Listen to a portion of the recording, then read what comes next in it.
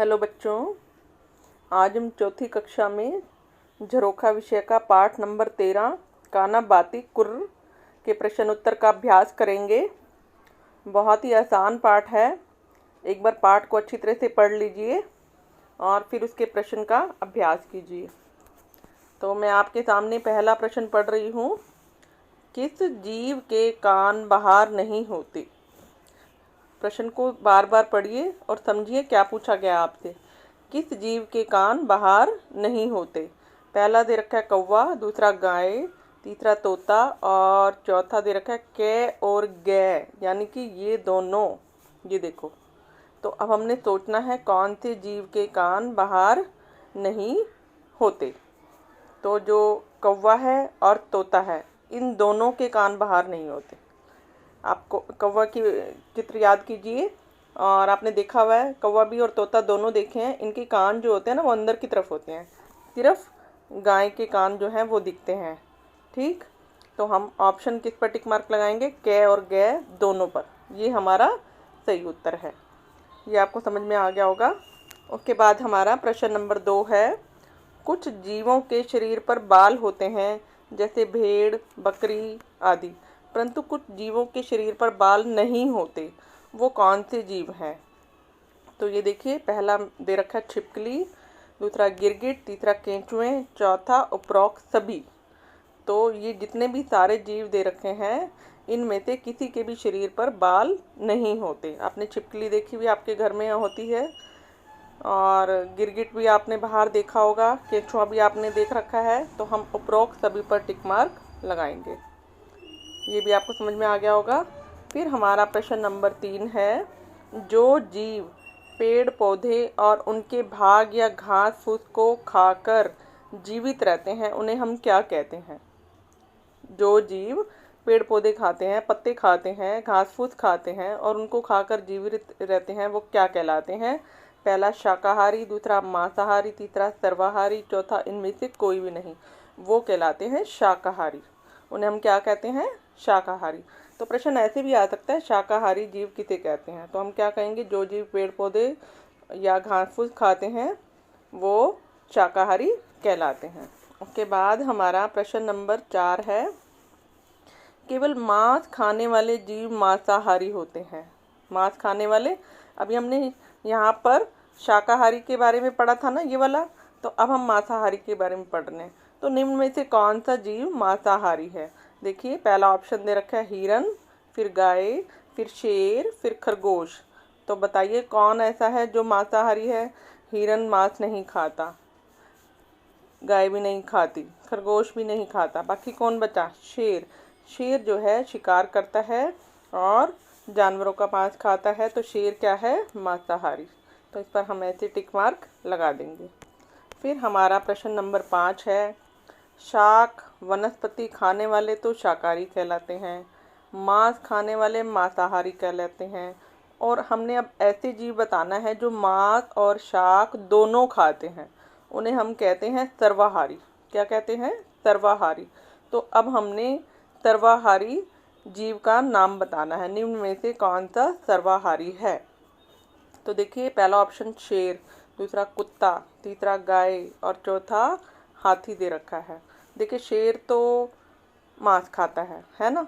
गाय घास फूस खाती है, हाथी भी मांस नहीं खाता, वो भी पत्ते वगैरह खाता है। लेकिन जो कुत्ता है ना, वो मांसाहारी भी है और शाकाहारी भी है। तो हम इसको हम बोलेंगे सर्वाहारी। क्या बोलेंगे? सर्वाहारी। तो हम इस पर टिक मार्क ऐसे लगा देंगे, ये दोनों चीज़ें खाता है। उसके बाद हमारा प्रश्न नंबर 6 है। किस जानवर के कान बड़े और पंखे जैसे होते हैं? ये सब बच्चों को पता है, सभी बच्चों को पता है ना। कौन सा ऐसा जानवर है जिसके कान, अच्छा, सबसे बड़ा जानवर जो हाइट में भी बहुत बड़ा है, वो भी आपको पता है, तो उसके कान भी बड़े होंगे ना। सबको याद आ गया ना? बिल्कुल सही सोचा आपने। सबको याद आया कि हाथी होता है। वो कौन होता है? हाथी होता है। हम और ऑप्शन भी पढ़ लेते हैं। जिराफ, बकरी, कान। अब हाथी के कान देखो कितने बड़े बड़े होते हैं, आपसे कितने गुना बड़े, है ना। तो हम हाथी पर ऐसे टिक मार्क लगा देंगे। फिर हमारा प्रश्न नंबर 6 है। किस जानवर, ये 7 हमने 6 वाला ये तो हमने कर लिया पीछे, अब हम 7 में पिक करते हैं। जल में रहने वाले जीव हैं मछली, मेंढक, कछुआ आदि। इन्हें हम क्या कहते हैं? देखिए, मछली पानी में रहती है, मेंढक भी पानी में रहता है, कछुआ भी पानी में रहता है। इन्हें हम क्या कहेंगे? उभयचर, जलचर, नभचर, थलचर। तो जो पानी में रहने वाले जीव होते हैं वो कहलाते हैं जलचर। क्या कहलाते हैं? जलचर कहलाते हैं। तो हम इस पर ऐसे टिक मार्क लगा देंगे। फिर हमारा प्रश्न नंबर 8 है, निम्न में से कौन सा जीव उभयचर है? कौन सा जीव उभयचर है? अब ये देखिए, पहला मेंढक, दूसरा मक्खी, तीसरा चूहा और चौथा कोई भी नहीं दे रखा है। उभयचर होता है जो पानी में भी रहता है और ज़मीन पर भी रहता है। तो मक्खी तो देखो हवा में उड़ती रहती है, ठीक। चूहा सिर्फ ज़मीन पर रहता है। बाकी बचा मेंढक। मेंढक पानी में भी रहता है और ज़मीन पर बाहर भी निकल आता है। तो हम इस पर ऐसे टिक मार्क लगा देंगे। फिर हमारा प्रश्न नंबर 9 है, निम्न में से थलचर कौन नहीं है? हमने नहीं का जवाब देना है। हमसे पूछा गया है थलचर कौन नहीं है। पहला घोड़ा, दूसरा मछली, तीसरा हाथी, चौथा छिपकली। ये देखिए, घोड़ा भी ज़मीन पर रहता है, हाथी भी, छिपकली भी, लेकिन मछली पानी में रहती है। ये जलचर है ना, ये थलचर नहीं है। तो हम इस पर ऐसे टिक मार्क लगा देंगे। फिर हमारा प्रश्न नंबर 10 है, हमारा राष्ट्रीय पक्षी मोर है। आपसे पूछा जाए भारत का राष्ट्रीय पक्षी कौन है, तो आप किस पर टिक मार्क लगाएंगे? मोर पर। अब इसी में एक प्रश्न और है, उसी तरह आपने हरियाणा का राज्य पक्षी बताना है। आप कौन से राज्य में रहते हैं? हरियाणा में रहते हैं ना, तो आपके अपने हरियाणा का ही राज्य पक्षी का नाम बताना है। पहला ऑप्शन है नीलकंठ, दूसरा नीलगाय, तीसरा काला तीतर और चौथा दे रखा है काला हिरन। तो बताइए कौन है? काला तीतर है। हमारे हरियाणा का राज्य पक्षी कौन है? काला तीतर।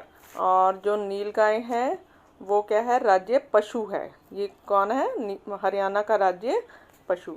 तो आपको काला तीतर पर यहाँ पर टिक मार्क लगाना है। अब हम अगला प्रश्न पढ़ते हैं, हरियाणा का राज्य पक्षी काला तीतर है। अभी हमने यहाँ किया था ना ये वाला प्रश्न, तो उसी तरह हरियाणा का राज्य पशु बताना है। ये भी मैंने अभी बताया था। तो आपके सामने 4 ऑप्शन हैं, बाघ, हाथी, बारहसिंह, नीलगाय। तो अभी कौन सा बताया था मैंने? नीलगाय बताया था। तो नीलगाय पर ऐसे आप टिक मार्क लगा दीजिए। हरियाणा का राज्य पशु है नीलगाय। फिर हमारे पास 12वां प्रश्न है, जिस प्रकार राष्ट्रीय पुष्प कमल है, हमारा राष्ट्रीय पुष्प, इसी में भी 2 प्रश्न आए हुए हैं। राष्ट्रीय पुष्प कौन सा? आपका कमल, कमल का फूल। उसी प्रकार आपने राष्ट्रीय पशु बताना है। पहला ऑप्शन चीता, दूसरा हाथी, तीसरा हिरन, चौथा बाघ। तो हमारा राष्ट्रीय पशु है बाघ। कौन सा है? बाघ। तो हमने इस पर टिक मार्क लगा दिया। तो बच्चों, इसी पार्ट में इन्हीं प्रश्नों का आप अभ्यास कीजिए और अच्छी तरह से समझिए। अगली वीडियो में मैं आपको अगले पार्ट के प्रश्न उत्तर समझाऊंगी।